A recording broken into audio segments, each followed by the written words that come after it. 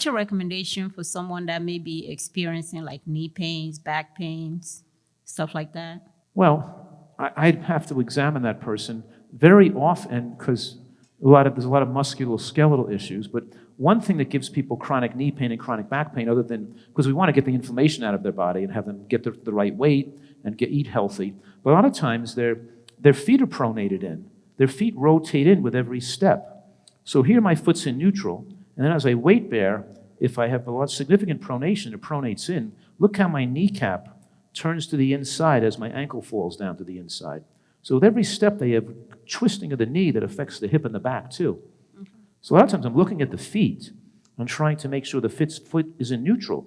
And sometimes I'm instructing this person now to walk with their feet slightly pigeon-toed, so they're walking more on the outer borders of their feet, including walking on sand to help them hold their arches up so they're not allowing their knee to rotate in on every step. That's going to hurt their hip and their back and accelerate the progression of their osteoarthritis and osteoarthritic degeneration of the medial meniscus in the knee.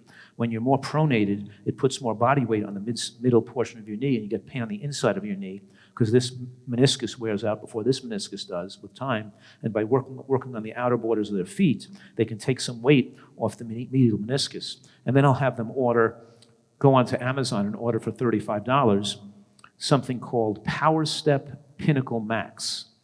And I'm just guessing. I'm not saying that this is, I have to examine you and see where your body structure might not be on right, but here's a Power Step Pinnacle Max. Instead of buying a $400 orthotic or a $1,000 orthotic from a podiatrist, I can buy this $38 orthotic, right, which has actually I took the liner of the shoe. This is a Hoka, anyway, with good cushioning. I took the liner out and I cut it out, and I glued it with contact cement on the inner border of my Power Step Pinnacle Max.